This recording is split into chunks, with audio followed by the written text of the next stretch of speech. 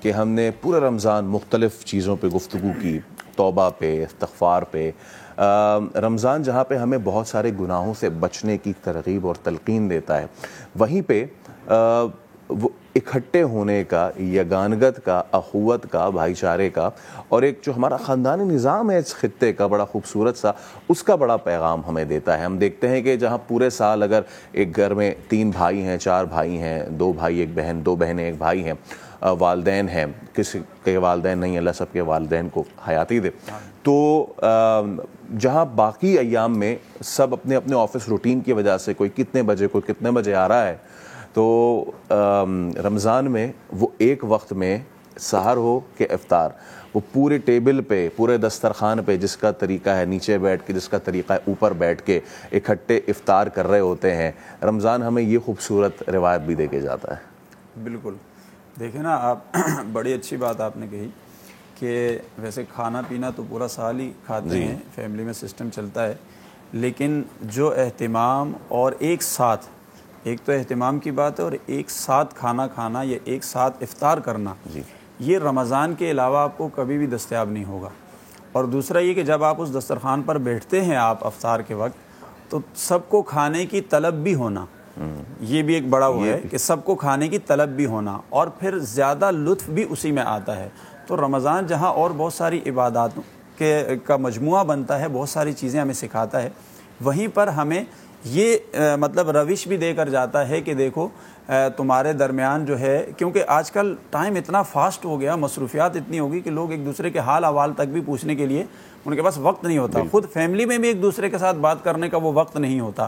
یہ جو نماز باجماعت پڑھنے کا کہا گیا، اس کے پیچھے بھی ایک ریزن یہ بتایا گیا کہ آپ مسجد میں جا کر نماز پڑھیں تاکہ ایک دوسرے سے ملاقات ہو جائے اور حال احوال. اسلام کہتا بھی یہ ہے، اخوت، بھائی چارگی، ایک دوسرے کے ساتھ ہمدردی، ایک دوسرے سے کچھ پوچھ لینا، ایک دوسرے کو کچھ مشورہ دے دینا، حال احوال، یہ سارا اسلام کا ایک یعنی پورا ایک خاندانی سسٹم ہے پورا.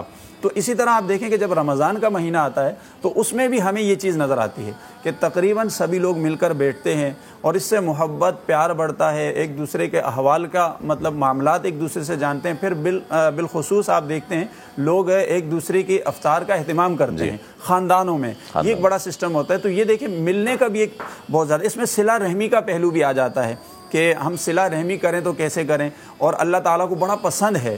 اور اس میں پھر مہمان نوازی کا پہلو آ جاتا ہے، ضیافت کا پہلو آ جاتا ہے، جو کہ اسلام کا ایک بڑا خاصہ ہے. اور جس پر جیسے کہ ابھی عید آئے گی نا، تو عید پر اللہ کی طرف سے پورے مسلمانوں کے لیے ضیافت کا اہتمام ہے. تو یعنی اللہ خود بندوں کے لیے ضیافت کا اہتمام فرماتا ہے. جہاں بندے ایک دوسرے کے لیے ضیافت کا اہتمام کرتے ہیں تو اللہ تعالیٰ کی کتنی رضا اور خوشنودی ملتی ہے، کتنی خوشی حاصل ہوتی ہے، اور اللہ اس پر کتنا انعام عطا فرماتا ہے. تو رمضان تو میں کہہ سکتا ہوں کہ یعنی جو پورا سال ہمیں جو دیکھنے کو نہ ملے گا وہ ہمیں رمضان میں ملتا ہے. یقیناً یہ اللہ کی رحمتوں برکتوں والا مہینہ اور بہت ساری خوشیاں لے کر آتا ہے. بہت سارے ہمارے معاملات کو جو ہے آپس میں مل جل کر بیٹھنا، ایک دوسرے کے ساتھ گفت و شنید کرنا، بہت ساری ایسی چیزیں. اچھا، پھر خاص طور پر افطار کے وقت پر ہم یہ دیکھتے ہیں کہ ساتھ مل کر سب لوگ دعا مانگ رہے ہوتے ہیں، دعا کے لیے سب نے ہاتھ اٹھائے. اب دیکھیں اجتماعیت کے اندر بڑی برکت ہے. ایک ہے تنہا بندہ بیٹھا ہوا دعا مانگ رہا ہے، ایک ہے کہ سب مل کے دعا مانگ رہے ہیں. اس کو ایک یوں ہم سمجھ سکتے ہیں کہ جب ہم نماز پڑھتے ہیں، ایک بندہ اکیلے نماز پڑھتا ہے، ایک جماعت سے پڑھتا ہے. آقا علیہ السلام نے فرمایا کہ جماعت سے نماز پڑھو. اس کی ایک وجہ بتائی، فرمایا کہ جب جماعت میں تم نماز ادا کرتے ہو تو جب امام قرات کرتے ہوئے وَلَضَّالِّينَ پڑھتا ہے اور آمین کہتے ہو تو کہا اس کے ساتھ فرشتے آمین کہتے ہیں، اور اس کی اتنی برکت ہے کہ اللہ سب کی آمین قبول کر لیتا ہے. تو یہ جو اجتماعیت ہوتی ہے کہ سب مل کر بیٹھ کر جب دعا مانگتے ہیں، اسی دسترخوان پر ہمارے پر ہم دیکھتے ہیں کہ بچے ہماری رونق ہوتے ہیں خاص طور پر، اور بچے معصوم ہوتے ہیں، گناہوں سے پاک ہوتے ہیں. ان کی برکت کی وجہ سے بھی دعا قبول ہو جاتی ہے. اچھا، ان بچوں کے بیٹھنے کی وجہ سے اس دسترخوان کے رزق میں اللہ تعالیٰ وسعت پیدا کر دیتا ہے، یعنی رزق کی ایک فراوانی پیدا ہو جاتی ہے. پھر دعاؤں کی قبولیت کا اثر بڑھ جاتا ہے. اور خاص طور پر وہ وقت، وہ لمحہ ایسا ہوتا ہے کہ جس میں باقاعدہ تاکید فرمائی گئی ہے کہ توجہ کے ساتھ، یکسوئی کے ساتھ دعا کرو، کیونکہ یہ دعا کی قبولیت کا وقت ہے. اچھا، جب شام کا وقت ہوتا ہے تو معدہ خالی رہنے کی وجہ سے منہ کے اندر ایک اسمیل پیدا ہو جاتی ہے. اب بظاہر اسے کوئی اچھا نہ سمجھتا ہو، لیکن یہ کیوں پیدا ہوئی؟ یہ اللہ کی اطاعت میں، اللہ کے حکم کو ماننے میں. آپ نے سارا دن ایک ایسا عمل کیا ہے جس میں آپ کے رب کا حکم تھا. پروردگار عالم اس بو کے بارے میں فرماتا ہے کہ یہ مجھے مشک سے بھی زیادہ پسند ہے. یعنی دنیا میں جو خوشبوئیں ہمارے سامنے ہیں، جو سب سے اچھی خوشبو سمجھی جاتی ہے مشک، یہ مثال دینے کے لیے سمجھایا کہ جو تمہارے نزدیک اچھی اور عمدہ خوشبو ہے اس سے بھی زیادہ اللہ کی بارگاہ میں یہ پسندیدہ ہے. پھر تاکید کی گئی کہ اس وقت بیٹھ کر دعا مانگو، کیونکہ یہ دعا کی قبولیت کا وقت ہے.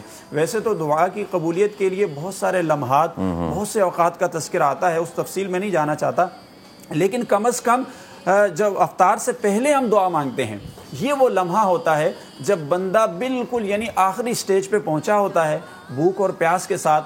اب اس وقت جو اس کے لب ہلتے ہیں، جو اس کی جو ہے دل سے جو آہ نکل رہی ہوتی ہے، تو یہ اللہ تعالیٰ کو بڑی پسند ہے کہ یہ بندہ اس وقت بھی، اس عالم میں بھی کہ اب اس کی زبان خشک ہو چکی ہے، لیکن یہ کیا کر رہا ہے؟ مجھے پکار رہا ہے. اور یقین مانے کہ جب ان وقتوں میں، ان ساعتوں میں خدا کو پکارا جائے گا تو خدا کی رحمت کیوں نہ جوش مارے گی.